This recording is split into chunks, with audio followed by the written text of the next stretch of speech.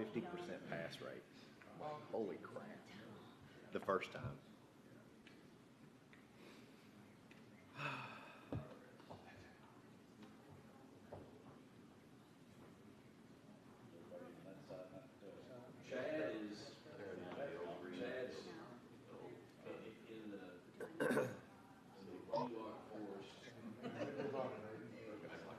About the height of his family.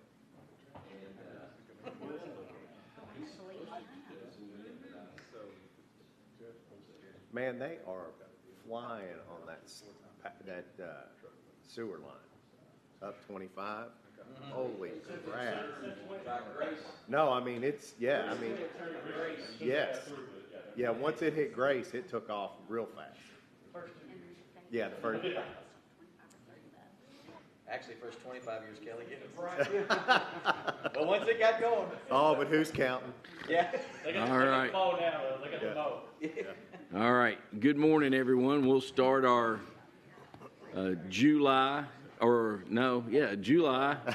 work session, and we appreciate you being here. We'll start our meeting and start streaming. We've got some guests that are going to do a couple presentations, and then some other discussions about just general business. Joe Kane and Matt Summers are with us from Planning and Zoning, and they're going to discuss short-term rental ordinance and comp plan update.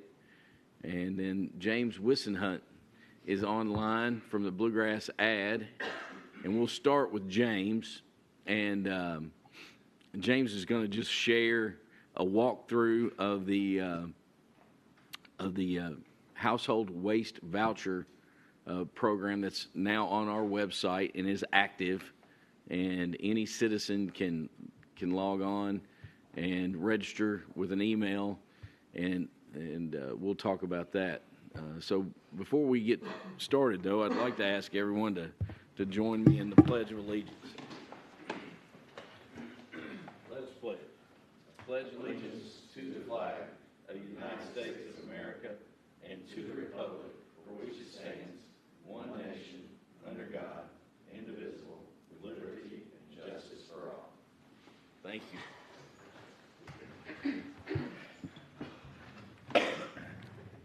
So if we could ask James for his Zoom feed to come up, and I think he's going to share the screen, would like to share the screen. James, can you hear us? I can. Can you hear me? Hey, hello? James. Yes, sir. I think we might be getting a little action there. James, can you hear me us?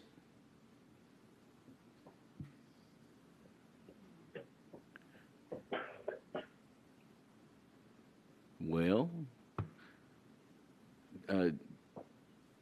Jared, can you call him and see if, while we're trying to get his screen up.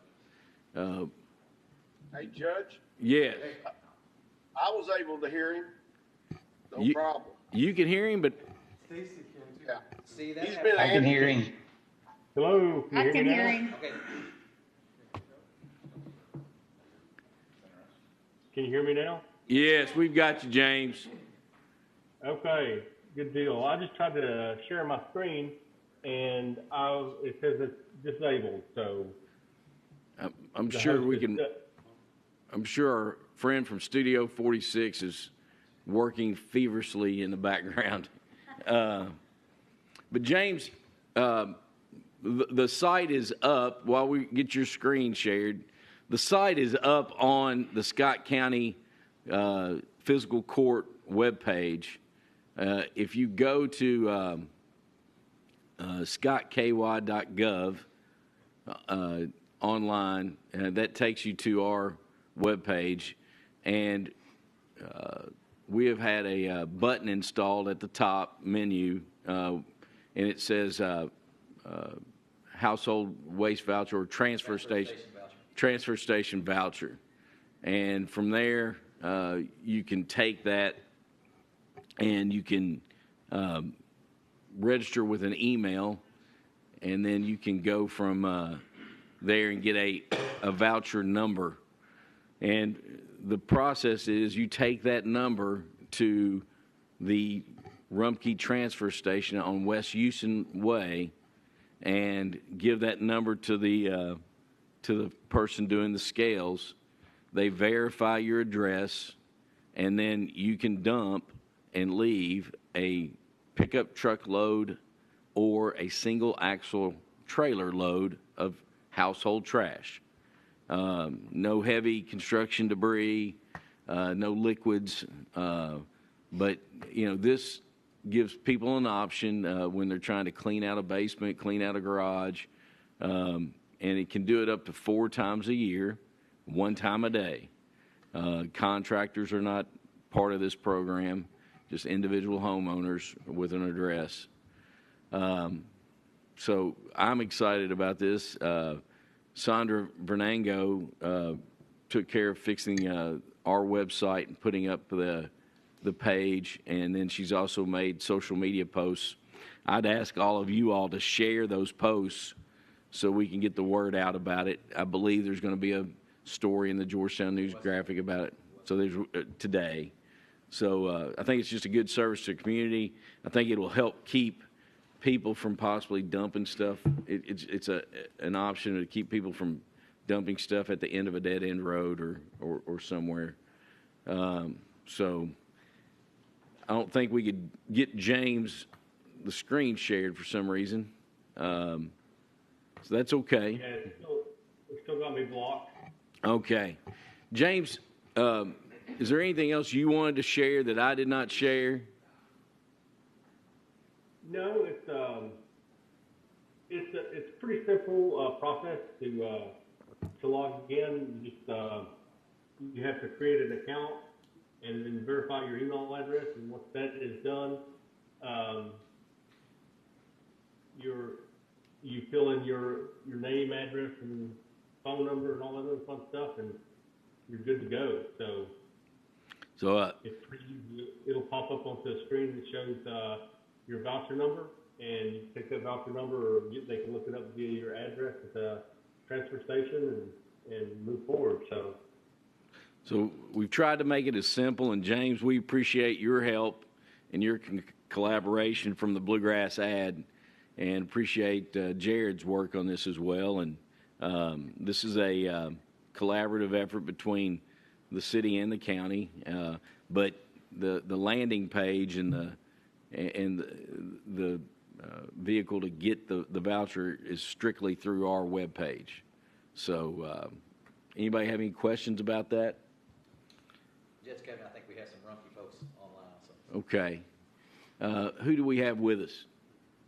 Hillary. I don't know if Francis is on there. Francis, are you on there?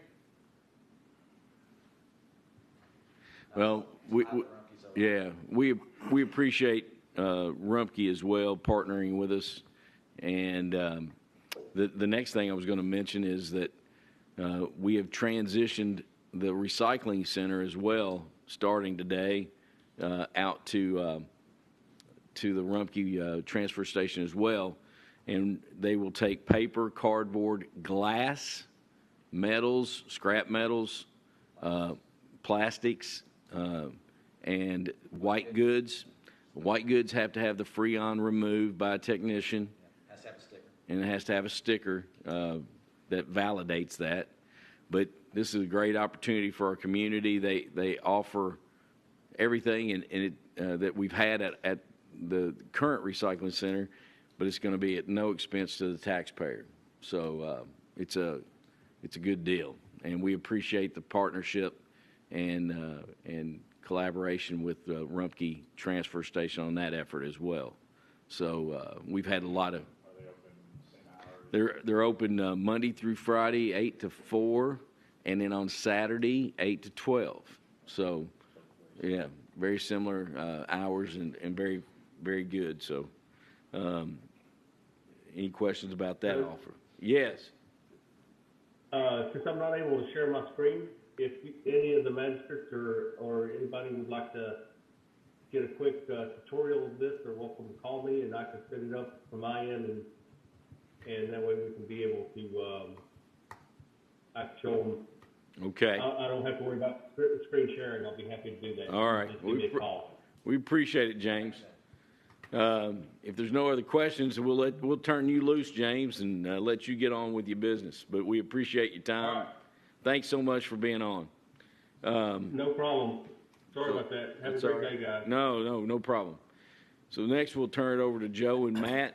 Joe and Matt, we appreciate you all being here, and appreciate the update on short-term rental possible ordinance, and then comp plan as well. All right, yeah, no problem.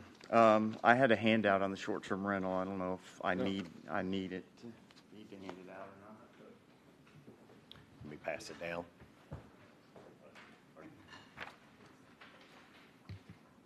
Thanks, Joe. So I guess starting with the short-term rental, there's really three parts to this, and zoning's only a small component of it. So I can go through the zoning part, and then, I mean, I can maybe answer questions about the other two parts, which are, change to the zoning ordinances, first part. Second part is change to the city code of ordinances, like sets the rules, the requirements for registration and not inspection, but renewal and so forth.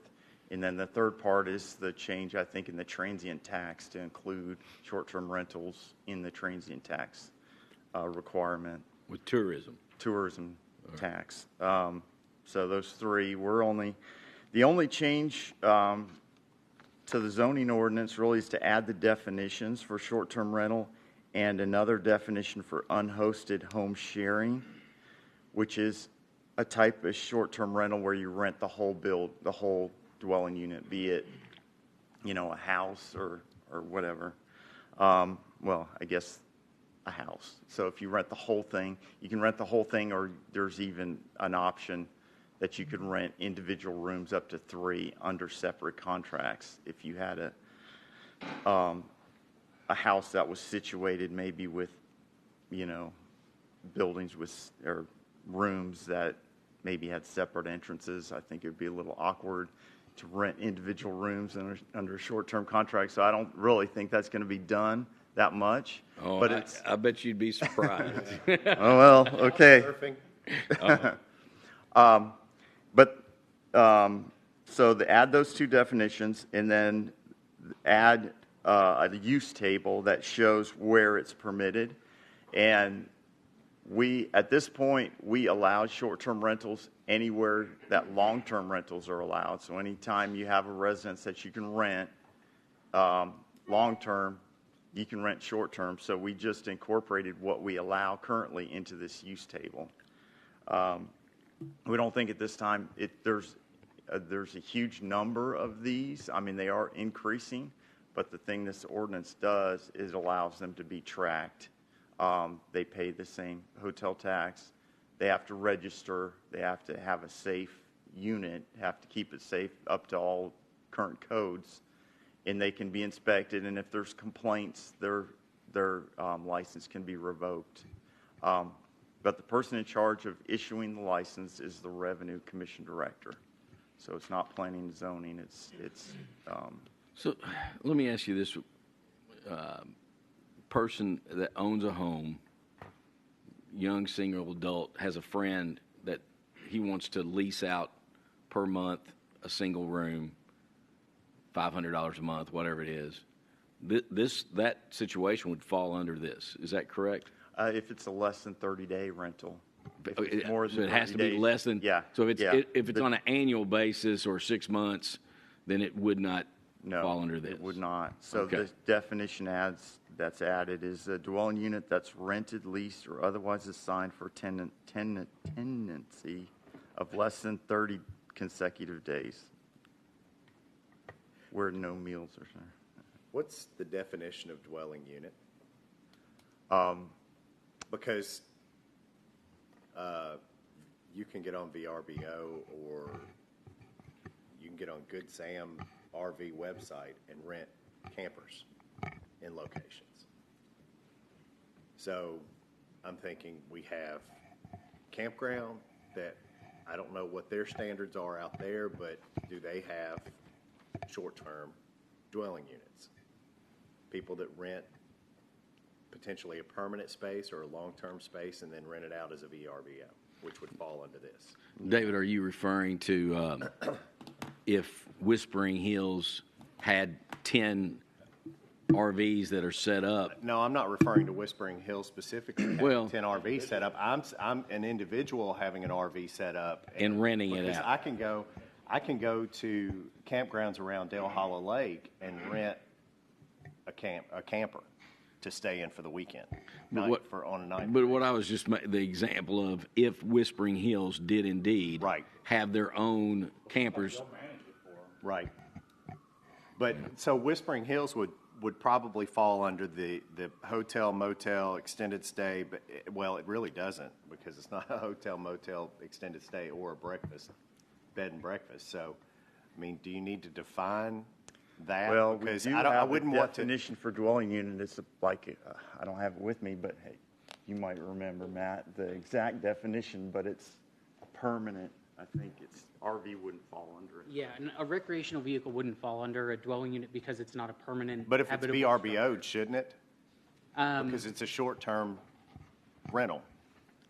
Maybe recreational vehicle camping areas are regulated in an entirely different part of the zoning ordinance and by state statute.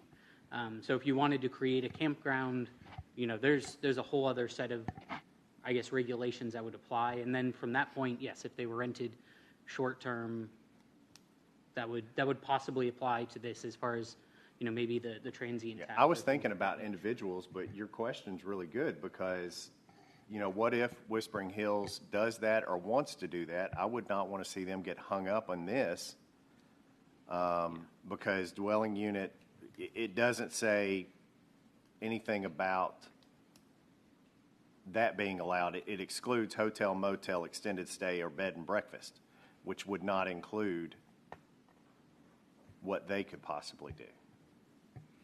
it's something to look at, I think. I mean, I'm not asking for a fix today. I'm just saying that. And these aren't, I mean, these I aren't wouldn't all- want them to get hung out all to the dry definitions. because we make bad Yeah. regulations. Yeah. But,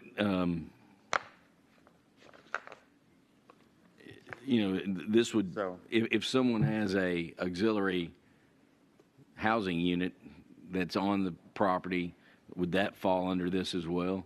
They were renting It could, if they. an fall- apartment over a garage, Yeah, if they rent it for less than 30 days, it would. less than They 30. would have to register and follow this. Okay.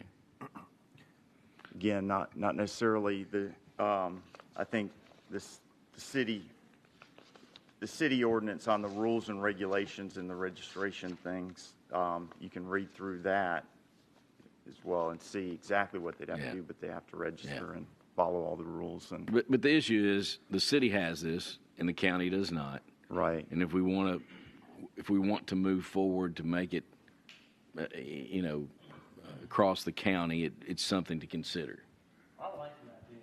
I just think that if you live next door to somebody that rents their house out every weekend, and you've got different people coming and going every weekend, I can see concern for your family, who's coming in, and maybe this is just a way to help control some of the- Regulate that just a little bit. Yeah, I mean, at least get them registered and have, you know what's out there. You can look on Airbnb or Yeah. VRBO and see I just looked this morning, there's 200 available in the countywide. 200. 200 countywide. What about- For next weekend, but there's also over 20,000 dwelling units in the county, so You would be that's surprised. 1%. That's 1%. What about the golf course? Like, they have apartments out there. I don't know if they still do weekend rentals of the units out there where they do golf packages and stuff.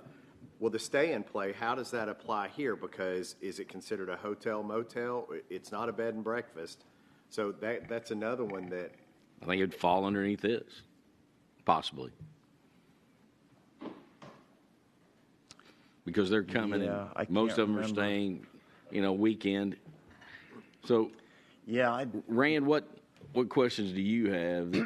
I mean, Well, I don't have any questions now. I think some time ago, Devin sent this to me. and I've gone through it, although it's been a while. But what we'll do, we'll take it and we'll amend it, obviously to cover the county, and then get it to you to look at Okay. before you consider it, obviously. Anything else that you want to say about it, Joe and Matt? I just think, a lot of communities, this becomes a problem and affects affordable housing. I mean, it takes up some of the housing stock with outside, investment groups buying up housing and renting them out short term. It takes them kind of off the market. So it could become a problem. I don't feel like it is now, but this would allow us to monitor the numbers. And then if it does, I mean, I know some more tourist-focused communities cap the number. Once it gets to a certain number, they set a cap just so that they can control a little bit the amount of kind of investment housing that is off the market, and it affects really house prices and affordability, attainability for people trying to find rental housing. So, I mean, I think that aspect of it is kind of important, just to monitor the number and I guess protect other hotel, operations and things that have to pay the tax, and Makes it these don't. the same for all involved. Yeah. Can I ask one more question? Well, sure, David. So I like the intent of it, but I start thinking about, does Old Friends have anything? What about the destination places in Georgetown? Do they already have something that is going to be swept up under this? And how many businesses are we looking at, like Longview, that could be swept up under this that starts affecting them with additional, I don't know if it's going to be additional taxes, additional fees, additional licensing. But before we put it into place, I'd like to know who's going to be affected by this that's already. I'm not concerned about the VRBO stuff. I understand that. But the ones that already have multi-units that have to stay in play and do other things in the county, I'd like to know if we can find out who that is and how it will affect them. And is there a way to, like the stay in play, is there a way to carve that out? Because that's nothing like a VRBO. That's more like a bed and breakfast or a hotel. But they would. Golf courses. They should fall, in my opinion, they've got to be one or the other. Right, correct. But right now, the way I read this is they fall under the short-term rental. They should be excluded. Well, I mean, Well, and see, that's what I don't know. I mean, I want to make sure. I don't want to. all that says is they need to register, pay the registration, yearly registration, which I don't recall the number that they settled on. It's probably in here, unless they kept that separate. Yearly registration, I'll go back make and sure read it it's up to again. code. Okay. I just don't want to enact something that No, have all the data and all the facts. negatively affects. Yeah. But in my opinion, like, if a campground has permanent, like, tiny houses on their property that they lease on short term, they should fall under this umbrella as well to make it consistent. Right. So, but I think we're doing our due diligence of talking about it and then having, trying to gather any more information like you've requested. The comp plan has been working. The committee's been working very hard. I'm part of that. Joe and Matt have done a great job of trying to take us through the process. There's been a community hearing meeting. There are 2 other community meetings planned, one in Sadieville, one in Stamping Ground. I wanted Joe and Matt just to give the court an update. Dwayne is involved as well, and Rick is online. Rick is engaged as well. So I see Dr. Wallace joining us as well. Appreciate your efforts from the West Coast. I hope you're enjoying your time. But I'll turn it back over to Joe and Matt just to give us an update on the comp plan process. All right, I'm going to give Matt an opportunity to speak since All he's right. the project manager for the All right. update. So We'll I can jump in if we'll take Matt. Yeah, thank you. Thank you. So, I'm sure that those of you on the steering committee are probably eventually going to get tired of me saying this, but, when we do these large planning processes, we always start very, very broad, and we narrow down as we go. So, with the comprehensive plan process, we always start with, like, what is the vision for the community? Where do we see, what type of community do we want to be, in 20 to 30 years? And so we've begun that process. Okay, we've got draft vision and mission statements that the staff has worked on, the subcommittee or the committee has reviewed. We've kind of taken those to the public meeting. Those are available on our website. We've got draft goals and objectives that we also took to the public meeting that are available on our website for review. We actually have a survey online if you want to submit comments still on those draft goals and objectives. We are still taking those. So, we're still in a fairly broad part of that funnel and that narrowing down process to specific items. So that's, I guess, mostly where we are now. We're just barely beginning to work on, gathering the data and thinking about what the future land use map might look like. So that'll be that next step in the process once we kind of finish the goals and objectives and start thinking about taking those to the Planning Commission for adoption. Our next phase will be to work on the future land use map and start to work on some of those chapter-specific items. I think the last comp plan had 7 chapters. I think we've kind of decided to maybe split a couple of those chapters into individual chapters. So I think this coming one will have about 9 chapters on different topics, community form, transportation, public facilities, things like that. The other items, I guess, of note, eventually we will get down to specific action items that will, get us to those goals and eventually get our community to that vision that we have for the future. But that process is a little bit further down the line, and I know that's the part that, everyone's always really, most excited about. What are the tangible things that we're as a community going to do? But that it's a long process, and we will get there eventually. I think initially our idea was to maybe finish the comp plan within the entirety within the calendar year. My guess is that it might be just a little bit past that, maybe early 2023 is what it seems like. But we will certainly have all the statutorily required elements adopted, I think, before then. So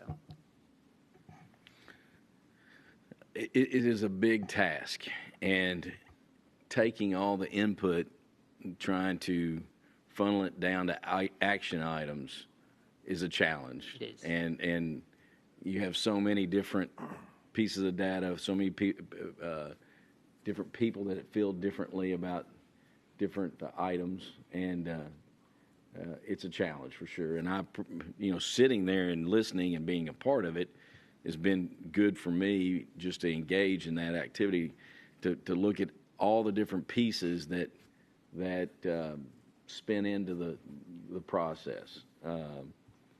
What questions does anyone have for Matt or Joe? And then one of the things I wanted to speak to specifically and wanted to have feedback, we've talked about in an interlocal meeting about updating the subdivision regulations.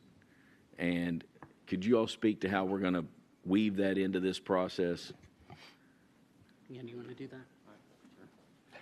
Yeah, that's what we want to do is, we've talked about this a lot, and the subdivision development regulations is just one aspect of land, our land development regulation, how we actually implement some of the things in the comp plan. So rather than just opening up the subregs, we kind of want to go through the comp plan process and define our priorities. And then when we get to the last part of the comp plan, defining action items, that's when we hope to refine our thoughts on what needs to change in the subregs.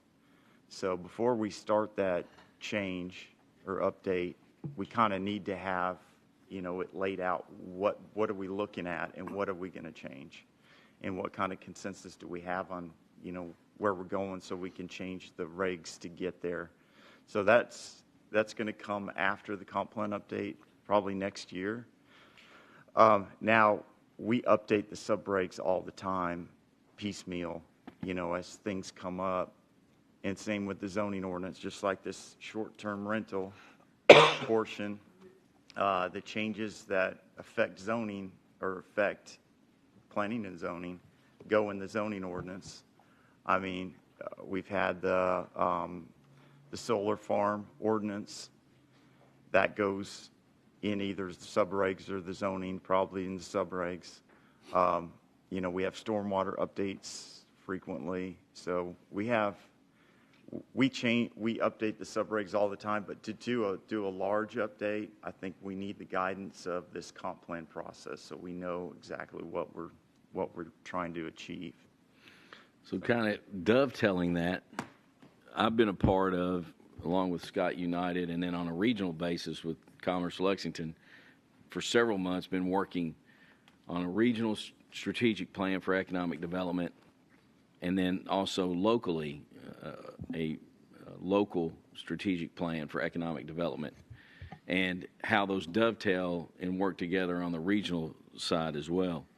Well, we've been working with a consultant by the name of Ted Abernathy, and Ted is, I think, very good and has a very good feel and a lot of experience on these type of matters. And what we've talked about as well is having Ted do some consultant advising on this comp plan, specifically about providing siting recommendations and best practices for controlling design for the following district sites proposed in the economic development strategic plan, talking about mixed-use development and entertainment district and residential, what housing types are more attractive to everyone, and then providing more housing data and policy recommendations for use in the comprehensive plan. So pulling in an expert from outside that doesn't have any local biases, he's just got that eye from outside, and he's very sharp, and I trust what he says. So I'm glad that we're going to pull in some additional help to give us just some additional advice. So we'll give an update on that. My intent at our next, possibly at our August workshop, is to have Jack Connor here to talk about all the aspects of the strategic plan that's been being worked on, and then also have Andy Johnson from Commerce Lexington to talk about the regional plan and how we fit and work together collaboratively. Because the number one thing is creating more diverse job opportunities, good paying job opportunities. And to draw that talent, you have to do it regionally, in my opinion. So it's interesting to see how all this fits together, and I'm glad that we're working collaboratively with Ted on this as well. So, Right. Anything else you want to share about that, or? No, I would just say that he's going to be working with our GIS department. Yeah. And when you talk about the best management practices, just kind of the industry standard for doing land use analysis, he'll use our GIS department to kind of build those layered maps to identify sites. Yeah, and we've got lanes run, but we've got to think next, and I think this will help with that strategically. So, what other questions does anyone have? No? Hey, Judge. All right. Hey, Rick. Hey, Judge. Matt or Joe, do you have those dates for the public hearings in Sadieville and Stamping Ground? Or we can... We do. Yeah, we do have the Sadieville up in your area. It's July 19th at 5 p.m. at Sadieville City Hall. Stamping Ground we don't have yet. Okay. All right. Thank you. Anyone else have? Hey, Dr. Wallace. Hey, Joe and Matt, can you give me an update on the RV park and where we're at with that ordinance? Yeah. Yep. I can, and it may be easier if I just emailed this to Fiscal Court, but I do have a draft, or not a draft, but yeah, I'll just leave these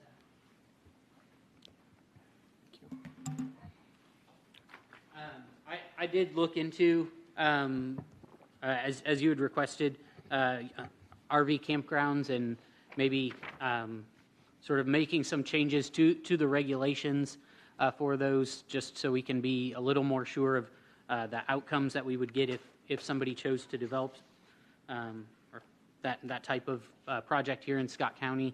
And I have some recommendations, sort of where I settled on it after discussions with you and with Joe, was that maybe it would make sense for RV parks of a certain size to go through a zone change process. We already have a zoning designation. That's our A1R district. That's for agricultural recreation. And it's really only used in 2 places in the county currently. One of those is Deer Lake up in the northern part of the county, and the other is a parcel that is owned by Old Friends. That's a preserved area by the forgetting Dream Chase Estates neighborhood. So I guess what I would propose is some amendments to that zoning district to allow for campgrounds of over 5 acres in size to be allowed in that district. You know, setting a maximum density if they're attached to public sewer, that would maybe be around 10 units an acre. If they're not connected to public sewer, probably keeping them at a 1 per 5 acre density. But I guess the handout that I have for Fiscal Court today is just a little bit of background information on sort of how they're regulated now, what the A1R district says and how it's defined, and maybe some suggestions for how maybe we could handle those in the future. So those are for you all to read over. If you have comments on any of those suggestions, feel free to reach out to me. We've not taken this to Planning Commission for a public hearing as of yet. We're just sort of in a feedback sort of stage to see if that, I guess, is what the Fiscal Court is looking for. Any other questions, Dr. Thank Wallace? you. Thank you. No, no, sir. All right. Thank you, Matt. And Joe, thank you all for coming. Appreciate the update, and we'll keep working together. Can I ask? Yes, sir. This is unrelated, Joe, but I wanted to ask you while we have you here. You know, we're working on maybe 15 or so properties for the new Justice Building. Just one of those, Joe, we're taking less than a whole lot. I'm assuming before we can get a deed on that, we'll need a subdivision plat for that portion we're taking. Is that right? Yes. Yeah. And then before we construct or at some other point, do we need to take the 15 and consolidate them into one tract and not leave them, you know? Yeah, I would do it on the same plat. So do a transfer and consolidation plat if you can. I mean, if you have all the. Okay. And just cut it off the one and combine it with the others and consolidate all of them. We might be able to do that. It might be true that the one that we are subdividing, when that happens, we've got one that's in litigation. Okay. So that might be resolved in the next week or two. It might not. So that might keep us from doing it all at once. But we could do it if we had to do one. Separate, yeah. Okay. Yep. All right. Thank you. I appreciate that. Thank you all. Mm-hmm. So just to touch on that, Rand and I are involved with a property closing today at 2 o'clock on a parcel, and that leaves just really 2 pieces of property left. One that's in litigation, and then the other is we're just working through the agreement part and an easement part. But the owner of that piece of property is willing to work with us. So we're getting really close to narrowing that down. The appeal in the litigation piece, the owner that's involved can't appeal up through July 5th. So we're just kind of waiting to see what happens through July 5th, and then we'll go from there. But the process is moving along, and the essentially the floor plan and the footprint has pretty much been finalized. The exterior details are amazing, and it's going to be a really nice building to meet the needs of the community for many, many years. So there's been a lot of work that's gone into that, and appreciate Rand's help. And it's been there's been a lot of challenges, but it'll be worth it because I think the statue of you is a nice touch up. Rand. The pigeons need a place to roost. The pigeon needs a place to roost. We were planning putting a statue of you over there, kind of on the plaza, behind a desk, holding up a pen like this, and the pigeon could roost on that pen. Yeah. You probably sit right on my head. So no, it'll be a very nice upgrade for downtown, and exciting to say the least. Also want to share that I've met with Branstetter and Carroll this past week a few times.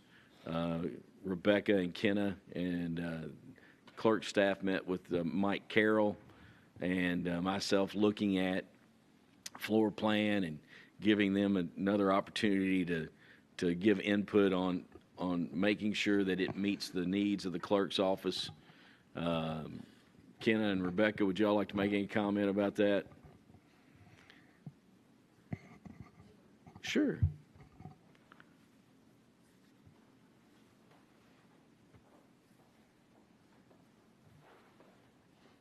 Thank you, Judge, members of the Fiscal Court. We had some suggestions when we met previously on a couple of different occasions, some concerns that we had, and feel free to come and jump in here with me, Kenna, on that, because we work closely on this together, but we had some concerns about the volume of customers that might be coming in, the traffic flow, where the exits would be, being able to have a drive-through renewal, which would be a really convenient addition to the clerk's office for our customers who are just coming through to do a renewal. And so when we looked at that, we wanted to have the opportunity for sort of a pull-aside spot or two in the traffic lane. We also talked about having coordinating with the sheriff's office when it's tax bill time to potentially have a couple of sheriff's deputies there collecting tax bills as well. And could we share a space in a drive-through and be able to use like a tunnel system for that, and have multiple clerks that could face customers on the inside of the building, but then turn to a window as you would at your bank, and be able to have that kind of versatile function. So we had some suggestions about that. We had also talked about having some office space, some room for expansion, and definitely we wanted to look at the aspect of being able to use that facility as a vote center and how we could accomplish that. Could we use it as space for precinct officer trainings for large groups to be able to assemble in a room there? And I think, and I'm, please jump in, but I think we mentioned all of those things, and we were really pleased at the last meeting that really all of those aspects had been addressed and were brought to the plan. So I was pleased to see that, and I think it was a really productive meeting. We're excited, looking toward the future for that. I do think we've noticed some small changes that we feel like could be, help out, be more beneficial to us, and we would like to have one more meeting with them, just so they can maybe just make a few minor adjustments. But other than that, I think it's going to be a great project. So. Yeah. And just going through the process, I think it's very good, just to make sure it meets the needs of the office and the community, and I definitely think it will. So I'm glad you all are pleased. And being able to have the use of the unfinished basement as a voting center or training area, I think that's just icing on the cake. Sheriff Hampton was just here. I was going to ask Sheriff Hampton, but I think he had to step out. We also met with Sheriff Hampton about that side of the building, and Sheriff Hampton's feedback was very positive, and I think it's the footprint and the plans. He's excited about how it's going to help his agency have more room to work and more room to train, and just be a big plus. My plan is to have Branstetter Carroll here in the next month and a half to present these draft plans, draft to you all, and let you all review and give feedback as well as we move through on this process. But it's closer to becoming reality, and I'm excited about the prospects of it, and I'm glad that we have Branstetter Carroll working with us. They're very professional and very thorough, and feel like doing a good job in this process. Any questions about any of that? That said, we do have the 4th of July this weekend. I want to wish everyone a safe holiday. On Monday, there is a 4th of July parade, and magistrates have been invited to ride on the fire truck like they always are. The parade starts at 11. Usually it starts up there on Military somewhere. If you want to jump on and come down, I'll be on there. So bring your family, bring whoever you want to, and we'll ride on that fire truck if you want. And it's teacher recognition. Is it? Something that I think Yeah, that's the theme of the parade. Yeah. No, that's great. Anything else you all want to mention, discuss? Anybody in the audience? I do. David? I'm sure everybody knows about Floyd County and just prayers for them. I think there were 2 officers, a sheriff's deputy and maybe a city police officer that were killed in the process. And so we're good friends with Sheriff Hunt down there, and just extend our condolences and prayers to them. Yeah. Very tragic. Chris? They are doing a procession to Frankfurt with bodies. It's supposed to come through at 11. So on the exit 69 overpass, we're setting up fire, EMS, emergency vehicles there to honor them. So anybody. At 11 a.m., exit 69. Yes. Well, thanks for that information. JR, you all have been working nonstop, and you said earlier today that you feel like today you might be able to wrap up the cleanup of the storm. We appreciate all the efforts there, and paving. Any paving going on with at any site right now? Not for the county.